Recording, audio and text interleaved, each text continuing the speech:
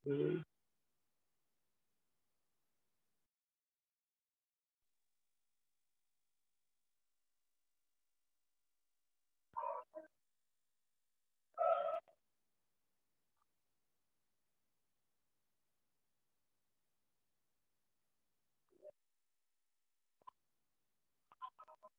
sudah. Ya, kita belajar hari ini kita belajar tentang alat optik. Jadi alat optik itu sebenarnya yang ada hitungannya itu sebenarnya cuma secara umum ada 4. Yang pertama tentang lensa pembuat kacamata. Yang pertama itu ada lensa. Saya enak nulisnya kalau begini. Yang pertama itu ada lensa.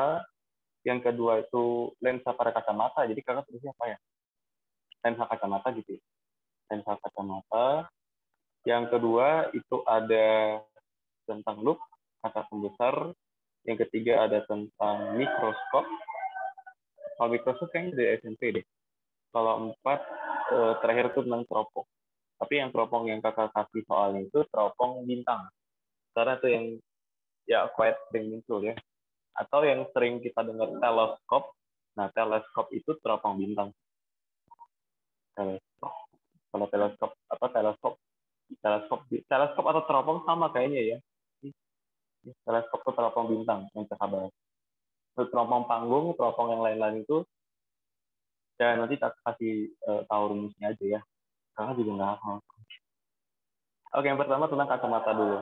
Nah, mata kita secara umum, mata manusia ya, dia punya beberapa permasalahan.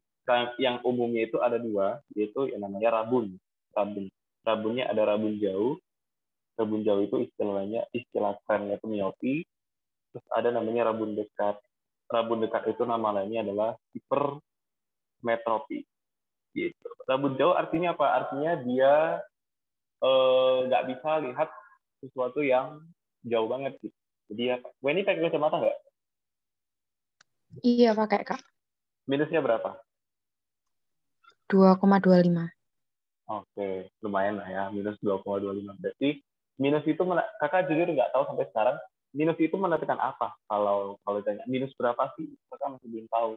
Apakah dia minus itu menyatakan kuat lensa, tapi kalau misalkan minus satu dioptri misalkan, kalau misalkan minus berarti kan dia rabun jauh ya, nggak bisa lihat sesuatu yang terlalu jauh. Kalau misalkan minusnya kuat lensanya itu minus 1 dioptri, nah untuk kalian aja ya, untuk mencari kuat lensa di rabun jauh, lensa kacamatanya kekuatannya itu P minus 1/PR. PR ini adalah puntum remotum. Apa itu puntum remotum? Itu adalah titik terjauh yang bisa dilihat mata rabun jauh. Jadi pasti ini kan nggak bisa lihat yang jauh banget kan. Nah, batas terjauh yang bisa dilihat itu namanya puntum remotum. Seperti itu. Nah, kalau misalkan minus 1 dioptri itu menyatakan kuat lensa, maka P itu kan minus 1/PR. Gitu kan. P itu kan minus 1 tadi. Ini dalam satuan meter ya. Ini dalam satuan. Kalau mau ke senti, berarti pakai 100. Jadi minus 1/PR. Jadi PR-nya adalah 1 meter dong. Berarti jarak terjauh yang bisa dilihat cuma 1 meter. Kan agak lebih.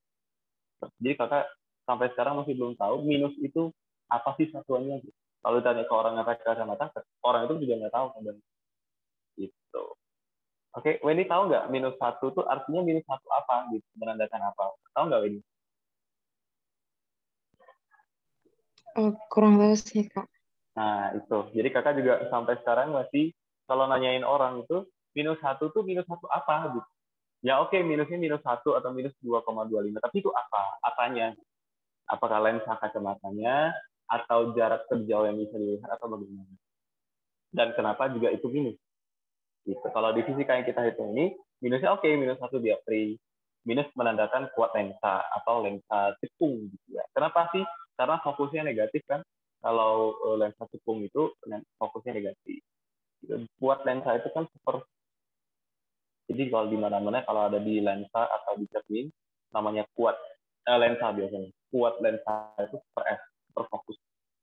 Seperti itu. Jadi kalau P-nya negatif, berarti super F-nya juga negatif. Artinya fokusnya negatif. Berarti itu lensanya lensa cekung. Gitu. Jadi miopi itu biasa dipakai lensanya lensa cekung. Kalau rabun dekat itu pakai lensa cembung. Lensa cembung karena lensanya positif. Karena fokusnya positif ya. Jadi untuk mencari untuk di rabun dekat ini untuk mencari kekuatan lensanya, kuat lensanya itu adalah titik dekat. Kayaknya enggak deh, kayaknya seper pp atau 4 ya. Seper SN dikurangi dengan seper pp. Ini apa sih Kak? Ini kuat lensanya pada lensa cembung atau untuk yang rabun dekat. SN itu apa Kak? SN ini titik dekat normal membaca. Jadi orang baca normalnya itu 25. Ya walaupun itu bakalan berubah. Kalau anak kecil itu lebih tajam, semakin tua. Kalau udah orang tua yang udah lansia itu bakalan lebih gede lagi, titik dekatnya. Lebih gede atau lebih dikit ya? Lebih gede, berarti makin jauh nanti. Makanya nggak heran kalau orang tua itu kalau baca koran itu kayak jauh-jauh banget. Kenapa? Karena titik dekat matanya udah membesar. Karena itu masalah lensa ya. Masalah di lensa matanya. Jadi lensa mata. Jadi sebenarnya kenapa masalah bisa masalah rabun? Karena masalah lensa mata. Jadi lensa kita itu kan nerima cahaya itu bisa mencembung atau memipih. Nah, kalau untuk masalah rabun, kelainannya pada lensa itu kadang dia nggak tidak apa ya, sensornya itu nggak tepat biasanya. Itu lebih ke biologi. Kakak nggak ngerti cara jelasinnya kalau fisika. Tapi secara biologi ada masalah kelainannya pada lensa mata kita. Sampai sini ada pertanyaan dulu ini untuk mata. Belum ada, Kak. Oke, jadi ini kakak ya. Nah, SN titik dekat normal membaca itu biasanya yang normal itu 25 derajat. Kalau nggak diketahui, nah, bisa aja 30, bisa aja 20, tergantung soalnya. PP itu apa Kak? Nah, PP itu adalah puntum proximum. Puntum proximum. Kenapa spesial? Ya karena spesial aja ya. Karena kalau rabun itu kan spesial. Jadi puntum remotum tadi apa sih? Jarak terjauh yang bisa dilihat mata rabun jauh. Gitu. Mata rabun jauh itu punya batasan. Nah, batasan terjauh itu namanya puntum remotum. Kalau puntum proximum itu batasan terdekat ya. Jadi beda lagi dengan titik dekat batas. Titik dekat normal baca itu beda lagi dengan puntum proximum. Kalau puntum proximum itu karena kelainan dari rabun dekatnya. Kalau titik dekat membaca normal, ini semua manusia mengalaminya. Mau dia rabun, mau dia nggak rabun, titik dekat normalnya 25. Tapi karena dia udah punya rabun dekat, maka dia punya lebih jauh lagi titik dekatnya. Ini namanya puntum proximum. Lalu kita lanjut ke loop. Loop itu kaca pembesar. Biasanya, aduh kakak lupa pula visualnya seperti apa. Biasanya itu kalau loop itu, mungkin ada loopnya ya. Loopnya itu sebenarnya lensa. Kalau kita punya mata, biasanya kayak gimana ya? Kayaknya matanya di sini. Matanya ini mata. Terus ada benda di sini. Nah, kalau kita melihat, ya, tetap sinar dari bendanya itu yang masuk ke kita kan. Jadi penampakannya kayak gimana? Kita lupa ya. Kayaknya seperti ini. Kalau dia masuk ke mata tuh, nah nanti bayangan yang kita lihat tuh yang itu. Bendanya kecil ini, yang kita lihat tuh yang besar ini. Super besar. Kakak, yang ini namanya beta. Nah lupa. Kayaknya bayangan yang beta ya. Yang beta itu yang bayangan yang gede. Tapi kalau gede sama aja nih. Kalau yang beta dari sini berarti. Tapi sama, harusnya berbeda ya. Jadi kalau perbesaran itu adalah beta per alfa. Atau alfa.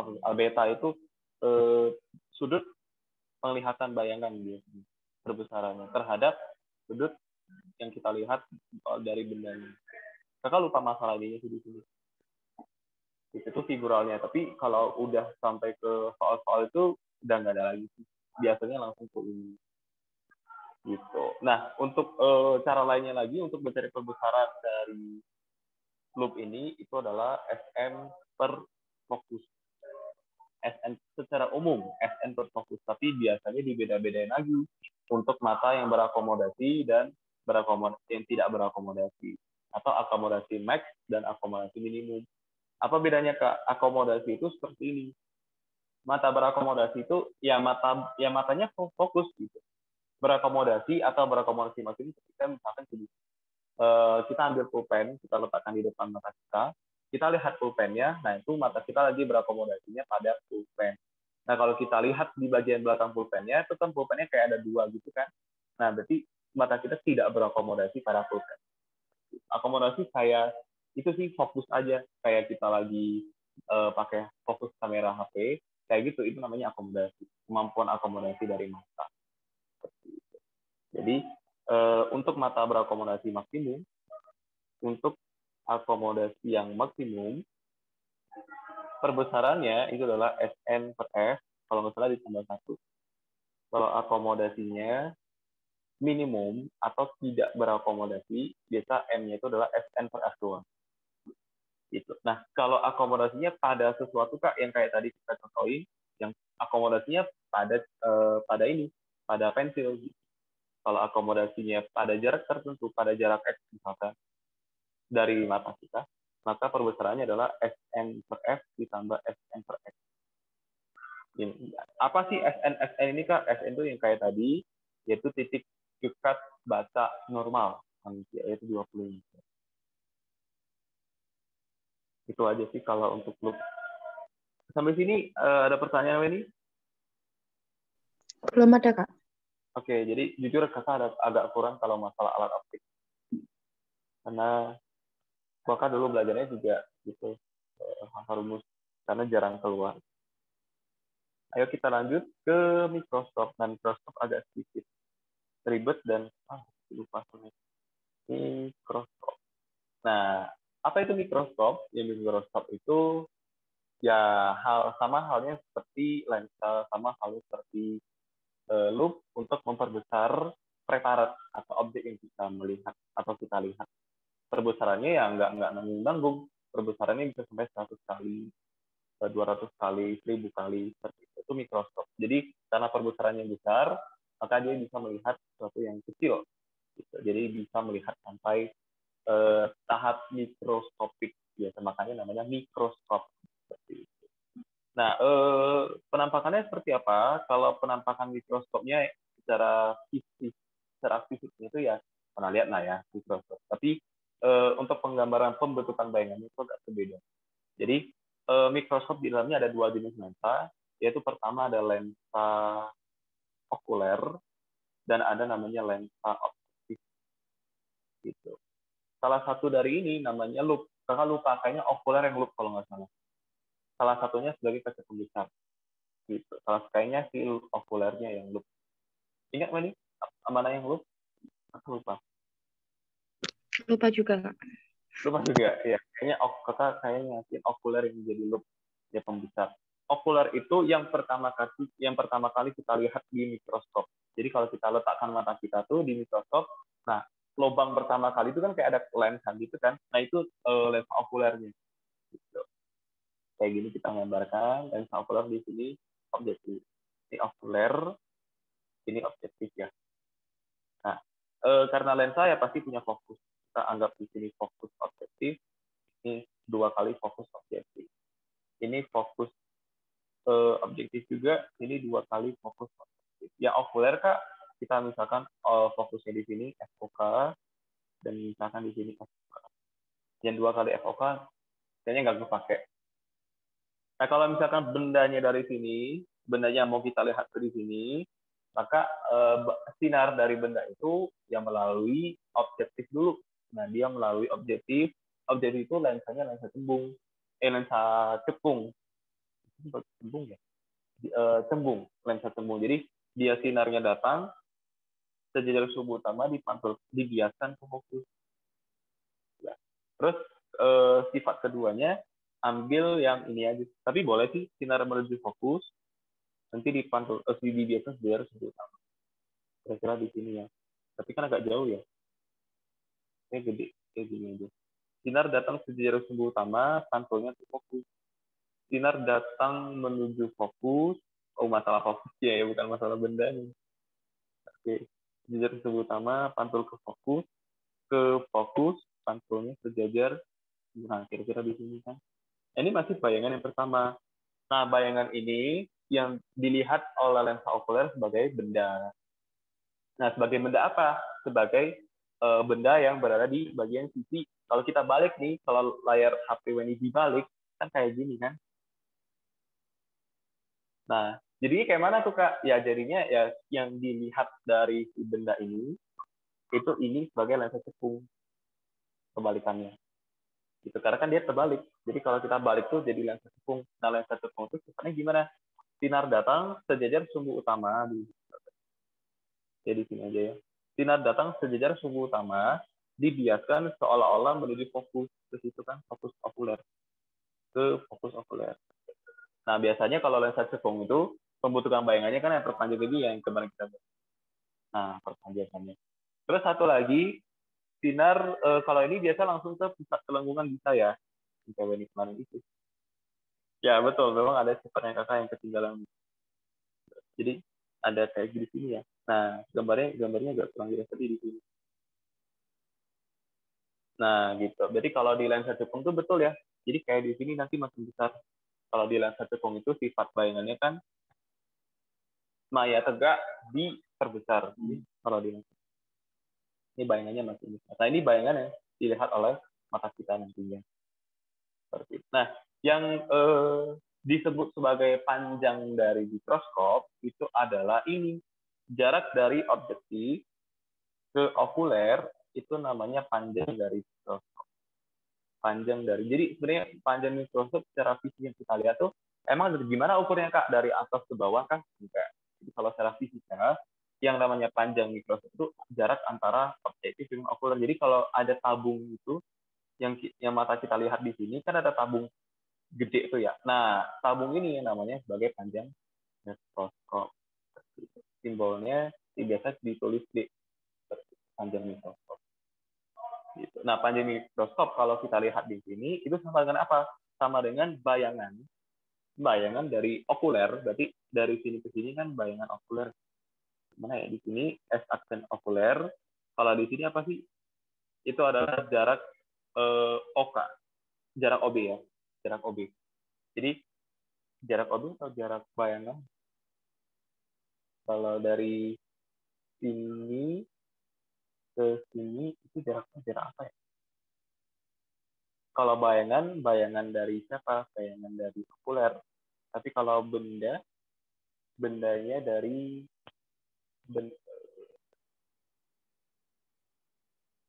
aksen OB. Ya kan gawe ini ada kata lupa. Oh, maaf ya kakak, agak lalat kalian izin mengangkat sebentar. X aksen OB dengan XOK. Jarak oke. X aksen OB. Bayangan oke, boleh. Oh ya, benar juga ya. Jadi kita fokusnya yang di sini ya, kakak pakai warna hitam. Yang dari sini ke sini yang ini ya, bayangan pertama tadi. Nah, itu kan berarti bayangan dari objektif. Berarti bayangannya pakai yang awal ya kalau dari panjang. Nah, yang dilihat oleh cermin lensa okuler ini ya dianggap sebagai jarak sebagai yang dianggap sebagai benda. Nah, jadi D itu S aksen OB ditambah SOK sepanjang mikroskop.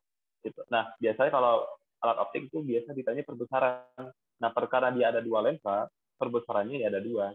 Jadi perbesaran dari objektif dikalikan dengan perbesaran dari okuler. Perbesaran dari objektif itu ya kayak biasa. Jadi perbesaran objektif itu bisa S aksen per S, dari S aksen OB ya, OB per S OB, bisa H aksen per H gitu bebas.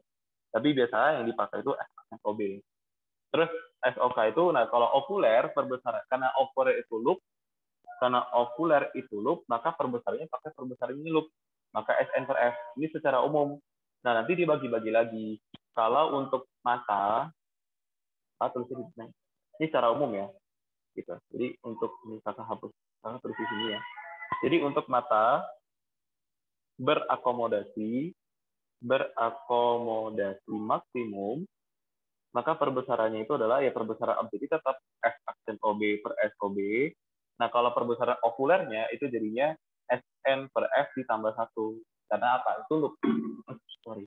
Karena itu loop. Jadi perbesaran loop kalau dia mata berakomodasi yang tadi kita bahas itu SN per F ditambah 1. SN ini tetap nilainya 25 kalau nggak ditambah.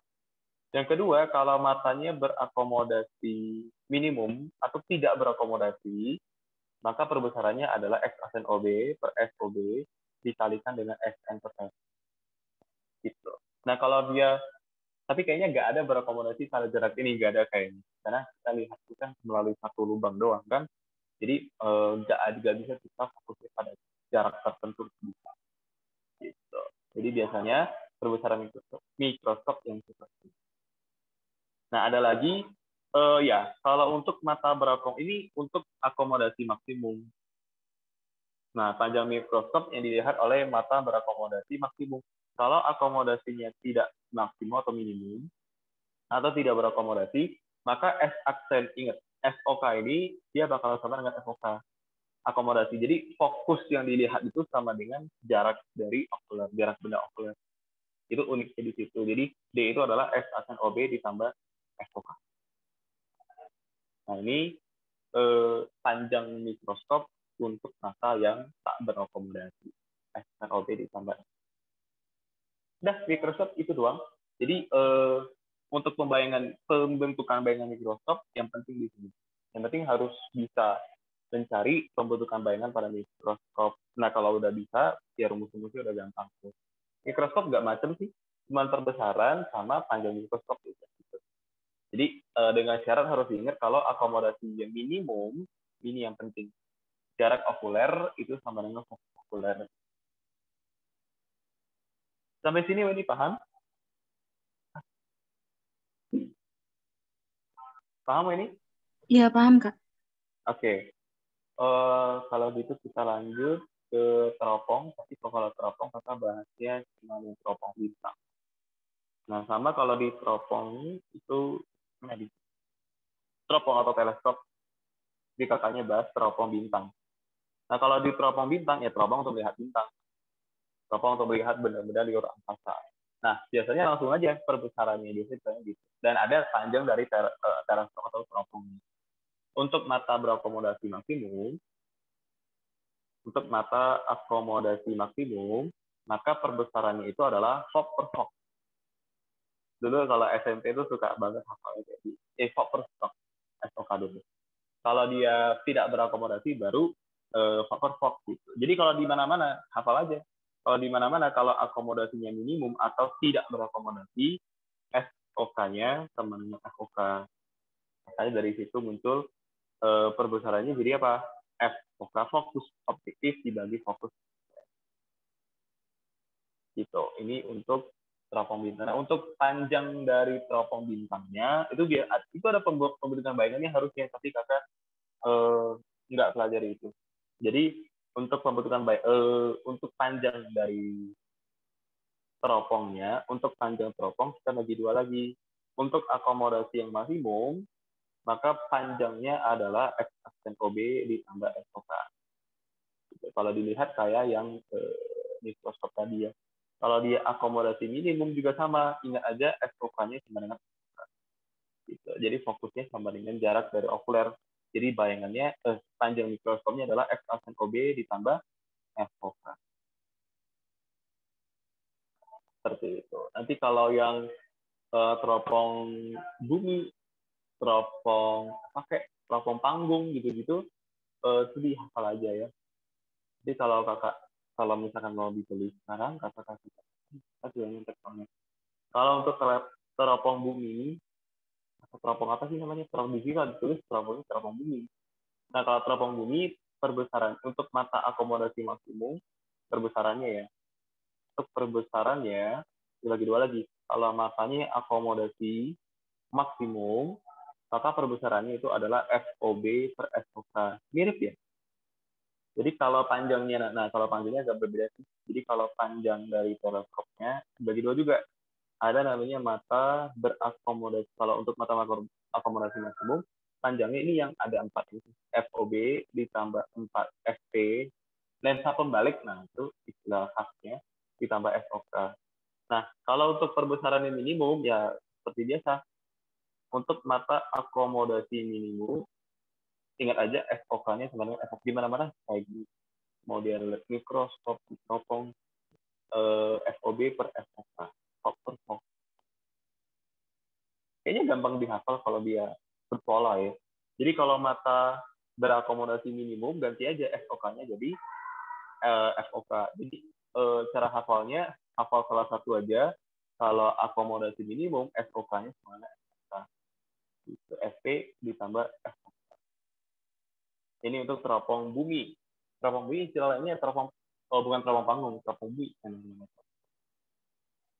Gitu. Kalau untuk yang teropong panggung, nah untuk teropong panggung itu agak sedikit gimana ya? Sama, agak sedikit sama dengan teropong bumi. Bedanya apa Kak? Kayaknya gak ada bedanya ya. Kalau kita lihat, bedanya ada di bagian panjangnya. Kalau teropong panggung itu, terus gimana lagi ya? Kita tambah P. Kalau dia teropong panggung, perbesarannya sama dengan teropong bumi. Kalau untuk perbesaran itu untuk mata yang akomodasinya maksimum, maka perbesarannya itu adalah F Fox per Fox sama. Kalau mata itu tanpa akomodasi. Kalau mata yang akomodasi minimum atau tanpa akomodasi, tidak berakomodasi, baru SOK-nya sama dengan FOK. Gitu-gitu aja ya dari tadi ya. Berarti perbesarannya adalah FOB per FOK. Nah, kalau untuk panjang dari teleskopnya itu agak berbeda sih kalau di sini. Panjang teropong panggung untuk mata akomodasi yang maksimum, maka panjangnya itu adalah FOB ditambah FOK. Jadi ini bukan pakai S-aksen. Dia beda sama yang teropong bumi tadi dan beda dengan teleskop. Beda dengan mikroskop. Nah, kalau untuk mata akomodasi minimum ingat aja SOK sama dengan FOK. Jadi di sini FOK ditambah FOK. Ya, selesai. Gini aja. Jadi untuk pembentukannya kakak masih pelajari ya. Jadi kalau misalkan udah dapat materinya nanti, kita mungkin buat video khusus tentang ini. Karena jarang banget ada yang bisa membahas detail tentang ini. Yang biasa dibahas detail itu cuma mikroskop. Biasanya dari dulu tuh kakak pelajarinya pembentukan bayangan pada mikroskop. Kalau teropong kayaknya mirip sih kayaknya. Gitu. Sampai sini gimana ini paham?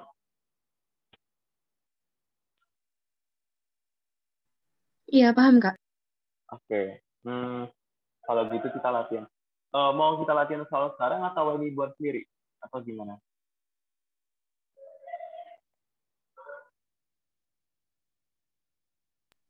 Sebagian sekarang aja sih, Kak. Nggak apa-apa. Oke, kita selesainya mau jam berapa nih ini? Jam doang atau soalnya materinya gini doang kan gitu. Setengah jam lagi biar pas 1 jam aja ya. Iya, Kak. Nggak apa-apa. Oke. Ya kita kakak kasih contoh dulu ya yang nomor 1. Jadi titik jauh penglihatan seseorang 100 cm. Titik jauh berarti titik yang paling jauh dilihat dari muka mata itu 100 cm. Berarti ini namanya apa nih? Untuk remote-nya ya. Untuk remote-nya 100 atau 1 meter.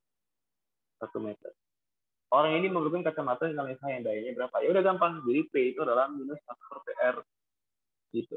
Jadi minus 1 per 1, jadi minus 1 dioptri. Gitu. Jadinya minus. Gampang kan? Coba, ini coba yang nomor 2. So, titik dekat berarti hipermetropi. Kalau Wendy lupa, rumusnya itu adalah super Sn dikurang super PP. PP itu titik dekat mata, rabun dekat. Titik dekat baca normal itu udah hafalan biasanya 25. Coba Wendy dibuat. Kalian nomor 3 ya Wendy? Bisa?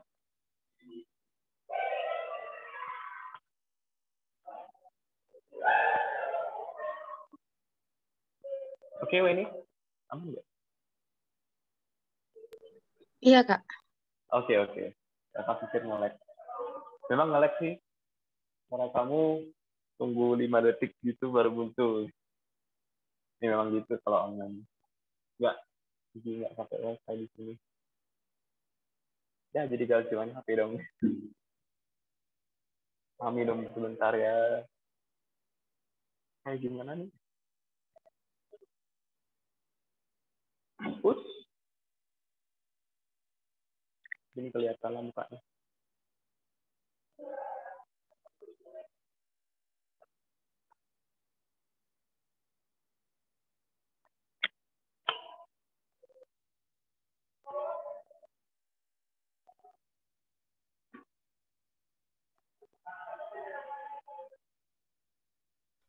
Tiga koma lima ya Kak jawabannya.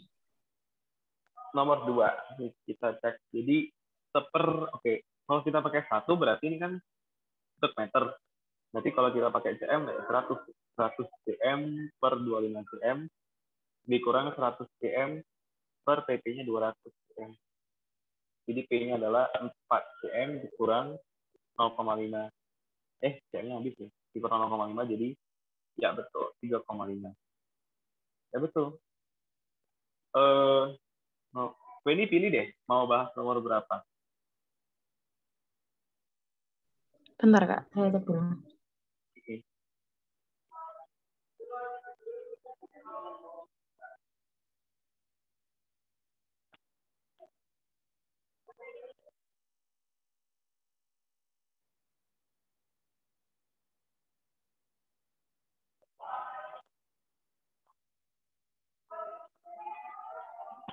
Nomor 11 mungkin Kak. Nomor 11. Oke, boleh silakan. Oh, loop ya, tentang loop.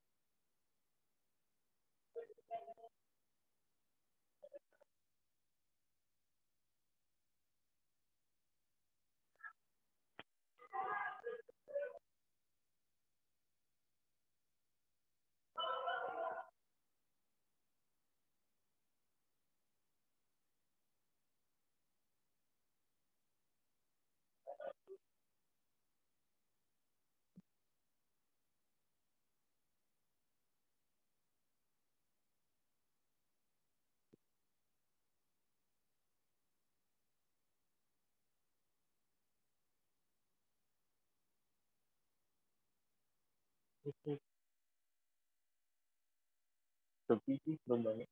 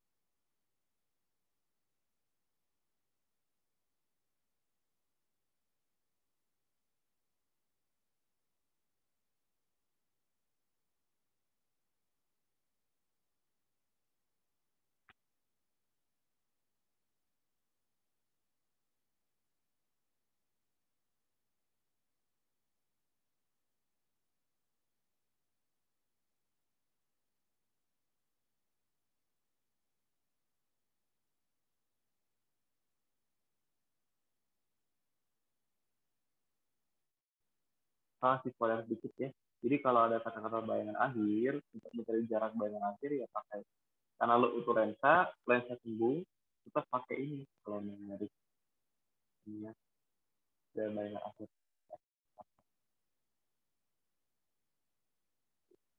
Jadi perbesaran sudut itu M itu tadi itu kan SN per S itu dapat fokus, dapat perbesarannya. Terus dicek lagi dengan gimana ya?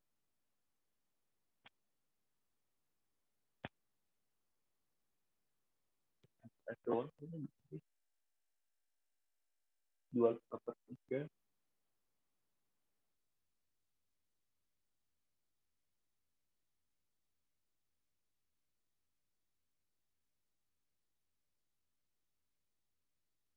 ya apa hubungannya ya? S mungkin dicek kayak perbesarannya dicek S dengan SN per S ya kayaknya. Gitu.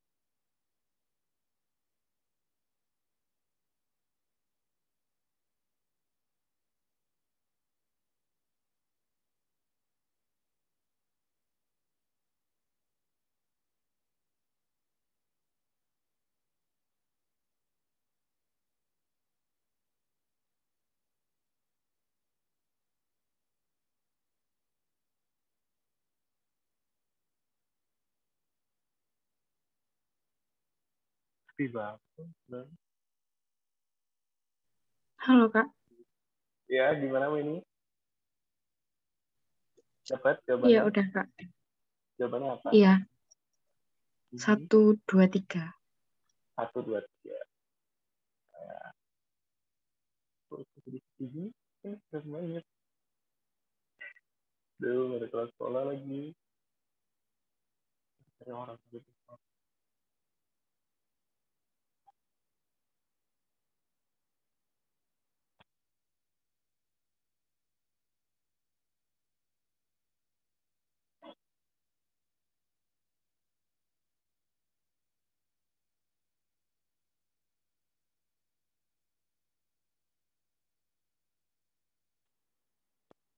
Oke, kita bahas.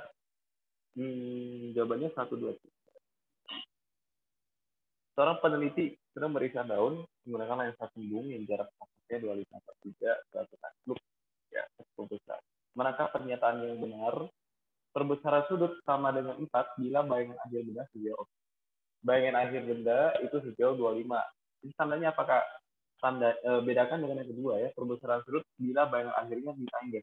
Berarti beda ini perbedaannya bisa dilihat kalau ini mata akomodasi maksimum, kalau ini akomodasi tidak berakomodasi atau mengakomodasi minimum.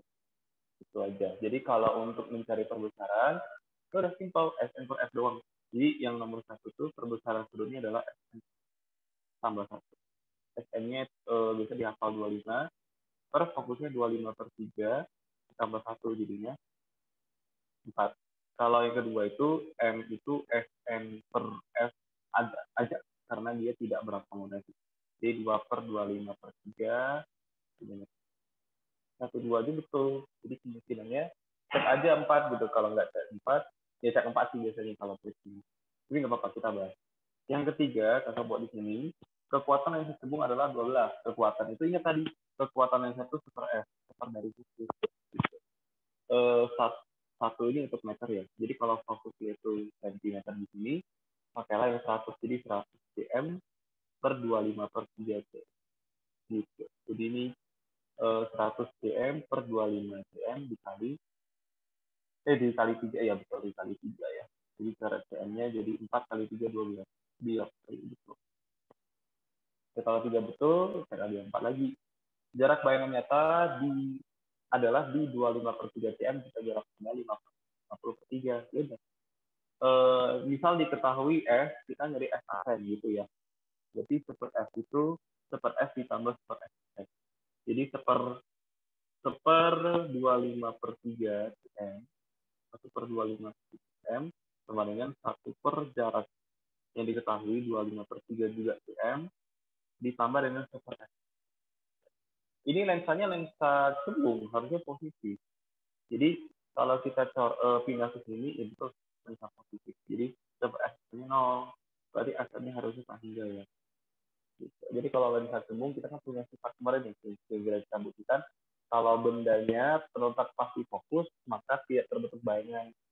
Karena jaraknya disahingkan dua sinar bayangannya itu, sinar istimewanya, nggak pernah ketemu. Jadi nggak ada bayangan yang terbentuk. Betul, yang 4 salah. Udah paham ini sampai sini? Iya, paham, Kak. Oke, coba pilih lagi. Mau bahas nomor berapa? Kak.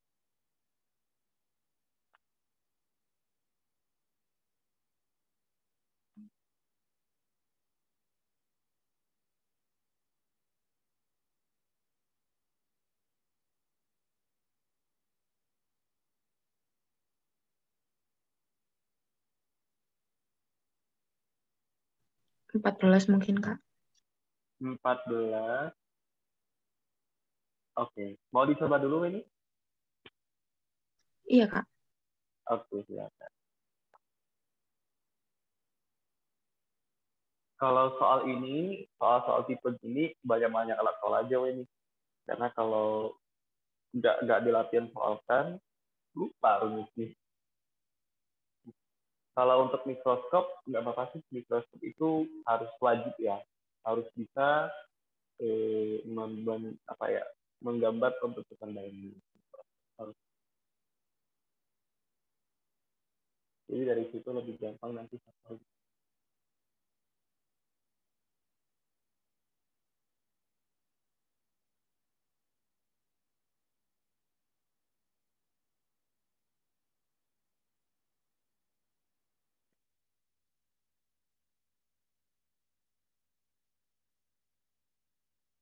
Itu sih.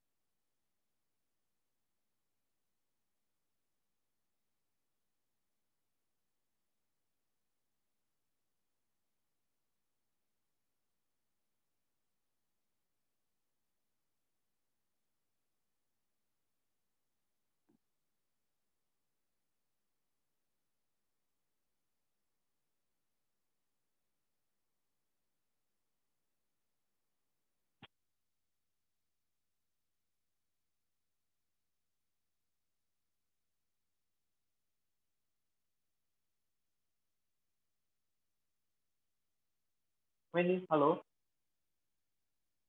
Iya, halo Kak. Udah pindah device-nya? Udah. Oh, maaf kakak baru pindah. Maaf ya. Oke, lanjut.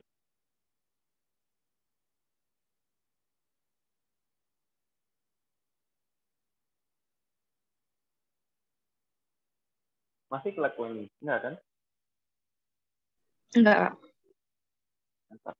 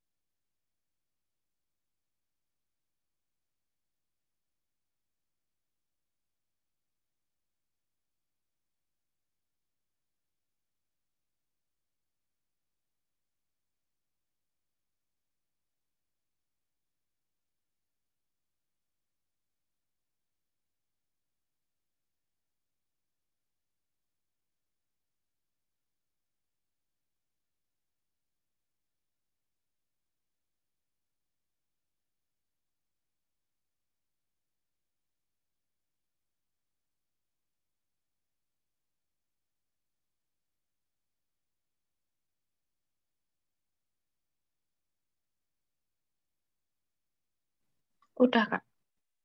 Udah, jawabannya berapa? 1,5. Oke, mari kita cek. Mikroskop perbesaran totalnya 700. Oke, berarti perbesaran total itu perbesaran dari okuler dengan perbesaran dari objektif.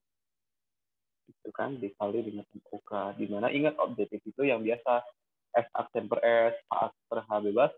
Kalau MOK itu yang loop. Berarti perbesaran loop itu SN per S. Tergantung apanya akomodasinya maksimal atau tidak. Mikroskop dengan perbesaran total 750 kali menggunakan lensa objektif dengan fokus 0,4 cm. Berarti FOB 0,4 cm. Jika diketahui panjang tabung atau jarak antar, oke. D-nya itu 20 cm, kita tulis dulu. Bayangan akhir berada pada posisi tak terhingga. Kalau bayangan akhir berada pada posisi yang tak terhingga, ini menandakan kalau matanya tidak berakomodasi. Tidak berakomodasi atau akomodasinya minimum. Seperti itu. Nah, dan mata asumsi diasumsikan normal dengan jarak oke. SN-nya itu adalah 25 cm. Panjang fokus okuler, FK-nya berapa sih? Nah, kalau untuk mata tidak berakomodasi, mata tak berakomodasi, mata tidak berakomodasi, maka panjang dari mikroskopnya itu adalah S aksen dari bayangan dari bayangan dari objektif tadi ditambah dengan SOK. Tapi karena tidak berakomodasi, maka SOK-nya sama dengan FOK. Jadi tambahkan FOK tambah dengan FOK. Nah, yang mau kita cari ini adalah FOK. Nah, kita harus tahu dulu S aksen OB, seperti itu kan? S aksen OB. Nah, kita masukin dulu yang diketahui di sini 20 cm ditambah ini yang mau kita cari ya. Kalau mau dapat FOK harus tahu dulu S aksen OB. Cara cari S aksen OB dari yang diketahui yang belum kita pakai tadi 750 kali ini perbesaran total. Nah, untuk mata tak berakomodasi juga, maka perbesaran totalnya adalah S aksen OB per SOB dikalikan dengan perbesaran dari okuler atau loop. Perbesaran loop itu untuk mata tak berakomodasi simpel SN per F doang. F-nya pasti F okuler ya. Fokusnya punya loop. Jadi 750 sama dengan S aksen OB. S aksen OB ada nggak? Oh, itu yang kita cari. S aksen OB. SOB itu jarak ke... Oh, nggak ada. Tapi ada FOB. Nah, nanti kita pakai ini. Seper FOB itu sama dengan seper SOB ditambah seper S aksen OB. Seper SOB itu, seper FOB-nya ini ya. Seper 0,4 cm sama dengan seper SOB ditambah seper S aksen OB. Nah, SOB dengan S aksen OB kayaknya bisa dikotak-atik di situ ya. Kan nggak diketahui. Gak apa-apa, bayarin dulu. Kan ada di dua persamaan. Nih persamaan pertama, dari persamaan kedua dapat FOB dengan FOB. Dikali 25 cm per FOK. FOK-nya tadi kita cari ya. Itu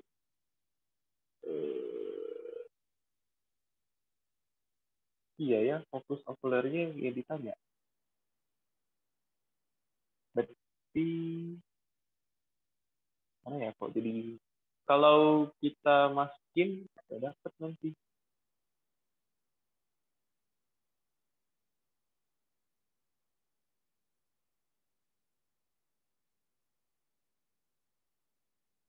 Ya SOB-nya nggak diketahui ya. Jarak antar lesanya diketahui, bayangan akhir berada oke. Asumsikan normal bayangan akhir bayangan akhir berarti S aksen apa? S aksen OK bukan S aksen OB kan? Dia tuh nggak kepake di sini. Pakai nggak ya? Super FOK enggak enggak ya? Super FOK-nya nggak bisa kalau pakai ini kalau untuk okuler. FOK ditambah super S aksen OK. Super fokus okuler ini kalau tahinya 0 berarti cari aja FOK gitu. Wah, ini caranya gimana? Aku kakak bingung ya. Udah fokus banget kakak hari ini. Dari yang seper FOB sama dengan seper SOB tambah seper S aksen OB itu dipindah ruas Kak. Jadi S aksen OB-nya yang sendirian. Terus bentuknya diubah jadi kurang sama kali. Enggak, masih Aha. bisa pilih. Ya, gitu. Terus substitusinya ke sini. Iya, nanti gitu. Oke, coba ya, kita coba.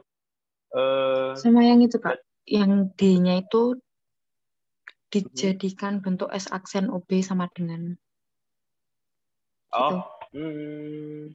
ya oke bisa. Paham, paham, paham. Coba ya. Ini S aksen OB. Tapi keren ya soalnya. Berapa variabel sih ini? Satu, dua, satu, dua. Oke, oke. Coba, berarti ini S aksen OB ya. Jadi S aksen OB itu 20 cm dikurang FOK. Terus kita masukin ke sini. Gimana ya? Nggak habis dong ini. Habis ya? Bentar, bentar. Kalau ini 0,4 cm, itu sama dengan S aksen SOB ditambah S aksen OB per SOB dikali S aksen OB. Gitu kan ini? Iya, Kak. Terus substitusi yang S aksen OB. Coba kita lihat 0,4 cm. Jadi SOB-nya dari sini ya. Berarti SOB-nya ini coret dulu bagi 25. 30. Jadi SOB S aksen OB per FOK dikali per 30. Masukin ke sini juga ya. Di atas juga. Berarti SOB-nya itu S aksen OB per FOK ditambahkan ke S aksen OB-nya itu tadi 20 cm min F. Gak habis dong ini.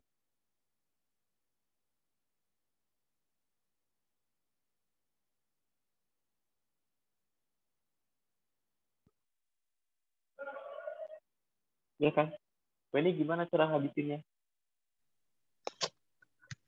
Kalau di saya dipindah ruas dulu, Kak. Jadi itu kan F-nya yang di kiri, seper F-nya yang di kiri. Kalau saya pakai seper SOB-nya yang di kiri. Gitu. Terus dijadikan bentuk SOB sama dengan. Terus disubstitusiin di Oh, persamaan perbesarannya. oke. Coba kakak coba ya. Jadi seper S aksen OB itu seper FOB dikurang seper SOB. Seper SOB, Kak, saya yang di kiri. Oh, Yang SOB-nya. sendirian, ya. Oke, oke. Super FOB dikurang super FOB. Ini dikali silang sama kamu nyebut dulu kan? Jadi S aksen Iya. OB dikurang FOB dibagikan dengan F. FOB dikali dengan X aksen OB. Nah, berarti FOB-nya jadinya ini kan FB dikali X aksen OB dibagikan dengan X aksen OB dikurang FOB, gitu kan? Baru Iya, substitusinya ke perbesarannya. besaran, iya. Samakan dengan yang ini tadi ya. Enggak sih, Kak. Kalau saya dari awal. Dari M sama Oke, dengan. berarti 30 sama dengan S aksen OB per ini, per FOB dikali S Iya. aksen OB, terus dikalikan dengan S aksen OB dikurang FOB. Terus ini dikalikan lagi dengan seper FOK. Oke, ini habis. Fokus objektif diketahui. Tapi X aksen OK-nya dari sini ya. Oh gitu. Supaya oke. Kok ini keren ya. Jadi FOB-nya itu tadi 0,4 cm, terus dikalikan dengan S aksen OB itu 20, ribet. 30 itu adalah per 0 FOB-nya 0,4 atau langsung kali silang aja ya, 0,4 kali 30 itu 12 ya. Sama dengan S aksen OB itu yang ini berarti ya. 20 cm dikurang FOK.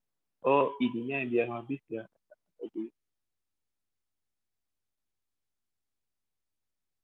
Oke. Terus kita kurangi dengan 0,4 cm lagi, dikalikan dengan super FOK. Oke, udah satu variabel ya. Jadi 12, bentar. Ini kalau dikurangi jadi 19,6 cm, pindah ke situ jadi minus 7,6 cm ya. Minus 7,6 cm sama dengan seper FOK itu dikali ya. Oh, nggak boleh ya. Dikali seper FOK. Udah berarti 12 FOK sama dengan minus FOK ditambah 19,6 cm ya. Jadi 13 FOK itu 19,6 cm. Jadi FOK itu 19,6 per 13. Itu ya, Weni? Iya, Kak. Oke. Jadi kira-kira 1,5. Mendekati juga ya. Jadi 1,13 jadi 6,6 ya sih. 6,5. Waduh, kita juga baru tahu ada soal itu kayak gini. Ya pokoknya latihan soal saja. Oke, Weni sampai sini paham? Paham lah, katanya Paham, nggak Kak. paham nih. Oke, kalau gitu kita sudahi ya di kita hari ini. Sorry, kakak hari ini banyak kekurangan banget topik alat optiknya. Karena memang forum nih. Ini nggak ada nalarnya juga ya. Minggu depan, hari Sabtu, kita mau bahas apa ini? Listrik. Iya, Kak. Kalau listriknya mau yang statis atau dinamis dulu, biasanya bisa ya. Kalau di holiday itu, listriknya statis dulu sih. Kalau di pelajaran sekolah, dinamis dulu ya kalau nggak salah.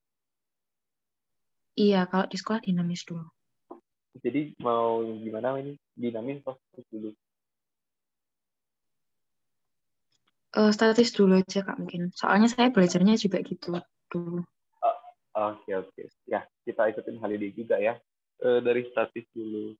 Terus matematikanya yang hari Minggu mau belajar apa? Polinom, Kak. Oh iya, kemarin datanya ya. Ya, polinom. Nanti kata. Oke, kalau gitu nanti kita ketemu Sabtu depan ya. Jam 1 sampai jam 3. Oke, makasih, Kak. Sama-sama, Weni.